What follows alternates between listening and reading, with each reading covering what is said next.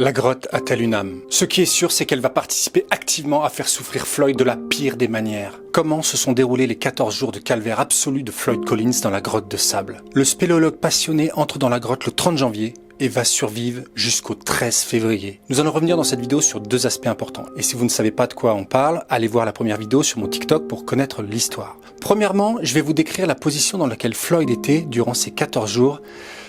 Et il faut s'accrocher. Deuxièmement, je vais revenir en détail sur le sauvetage et vous allez voir que ça a été du grand n'importe quoi. Avec un degré de bêtise affligeante, rien ne change avec l'être humain. Bienvenue dans une nouvelle vidéo, bon visionnage.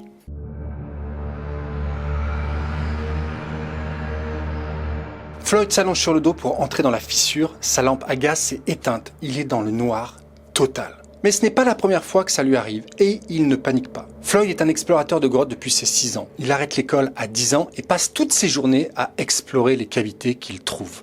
Les gens le voient entrer dans une caverne et le voient ressortir quelques kilomètres plus loin par une autre.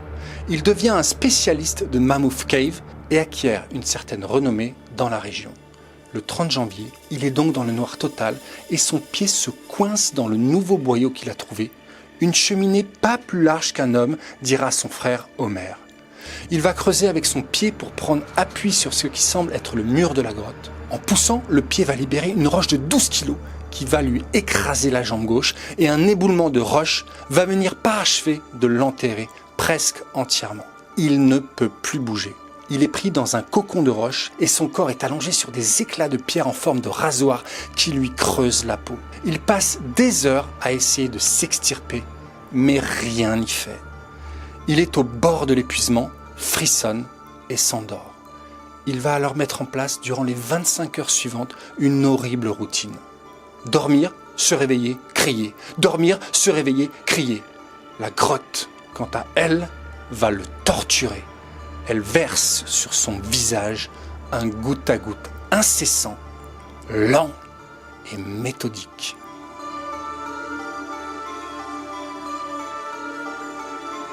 Un jeune voisin de 17 ans, agile mais inexpérimenté, est le premier à communiquer avec Floyd. Il n'a pas atteint le spéléologue car il a eu trop peur de franchir le dernier boyau. Les hommes de la région arrivent par dizaines et chacun d'eux va tenter d'atteindre Floyd en vain. Tous l'ont entendu, mais personne ne l'a encore vu. Et tous ressortent trempés de boue en jurant ne plus jamais y redescendre, même pour des milliers de dollars. Ces hommes vont s'installer à l'entrée de la grotte, consommant cigarettes et alcool pour tuer le temps. Homer, le frère de Floyd, arrive en fin d'après-midi et constate déjà des chamailleries entre ces hommes pour des questions d'ego ou de savoir comment sauver la victime coincée sous terre. Il va être le premier à atteindre son frère et va constater, horrifié, qu'il est très difficile de lui porter secours à cause de la position dans laquelle il se trouve.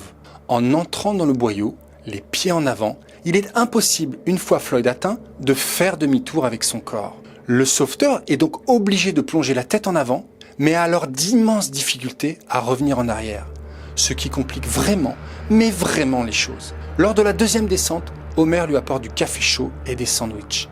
Il essaye également d'enlever les roches autour du corps, mais à nouveau, des éboulements se produisent. Cette grotte-là est dangereuse. La plupart des grottes aux alentours sont constituées de calcaire solide et sont donc parfaitement sûres. Mais la grotte de sable, en revanche, est un tas de blocs de grès et de calcaire qui tient avec de la boue. Et l'ensemble est continuellement instable. Pendant 8 heures d'affilée, Homer, malgré la peur, va frapper la roche autour de Floyd avec un pied de biche sans succès.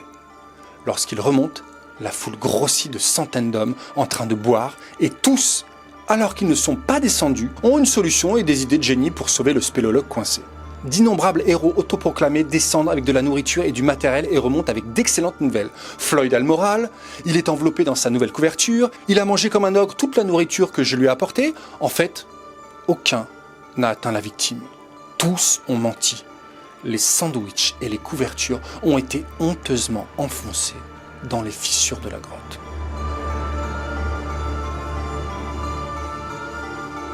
Deux jours après, arrive Miller, un jeune journaliste qui commence à poser des questions à Homer pour rédiger son article. Homer, épuisé, lui montre l'entrée de la grotte et lui dit « Si vous voulez des informations, il y a le trou juste là. Vous pouvez descendre et découvrir par vous-même. » C'est ce que va faire le journaliste, qui sera la deuxième personne à descendre jusqu'à Floyd. En remontant, il écrit son article et le pays va alors s'enflammer pour l'événement. L'affaire devient très médiatique et attire des milliers de curieux en manque de sensations.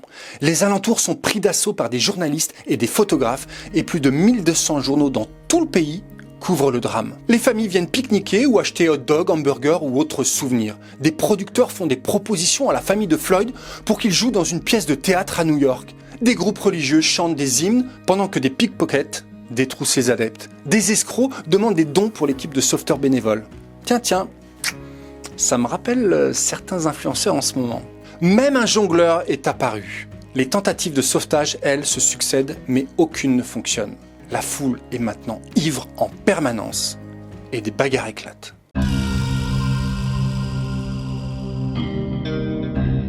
Gerald, un ami de Floyd, arrive sur les lieux. Il a déjà sauvé Floyd une fois et tous les espoirs sont maintenant tournés vers lui. Lorsqu'il descend, il est dégoûté de ce qu'il voit. Il y a assez de sandwichs dans la grotte pour nourrir toute la foule, dira-t-il. Gerald va rester des heures à enlever le gravier autour du corps et réussit à libérer la jambe droite de Floyd, qui lui demande de ne laisser venir personne, sauf lui, son équipe et Miller, le journaliste, qui a pris une place importante aux yeux de Floyd et d'Homer. Pendant plusieurs heures, ils vont renforcer le passage avec des poutres de bois et évacuer les gravats en créant une chaîne humaine. Mais la grotte vibre et gronde.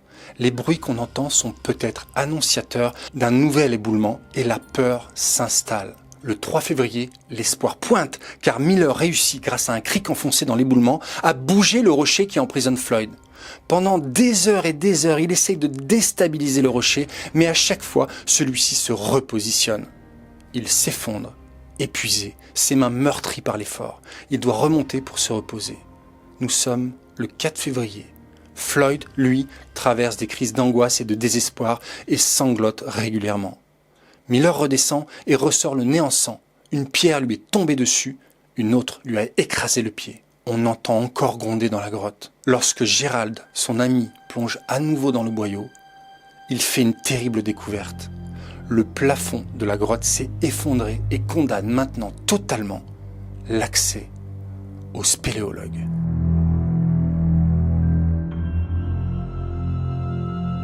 Le lieutenant-général Den Hart arrive sur les lieux et prend les commandes du sauvetage. Le passage est dorénavant beaucoup trop dangereux, mais on suggère d'y descendre des machines qui creuseront pour les hommes.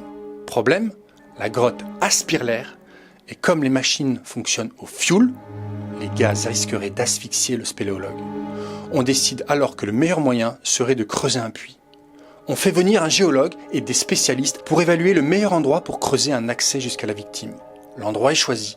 On le couvre de tentes et des voies ferrées sont posées pour évacuer les gravats vers un site de décharge. 75 bénévoles creusent et on estime à 30 heures le temps pour accéder au boyau.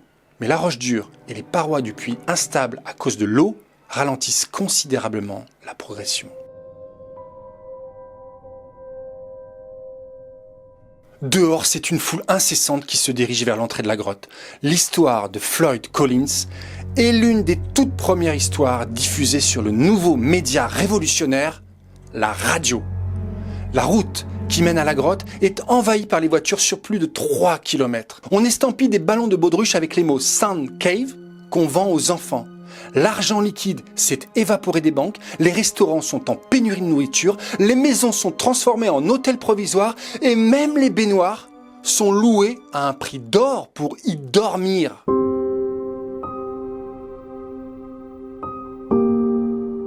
« 17 jours sous terre, dont 12 jours sans nourriture ni eau. Les sauveteurs ont gardé l'espoir jusqu'au bout de retrouver Floyd encore vivant.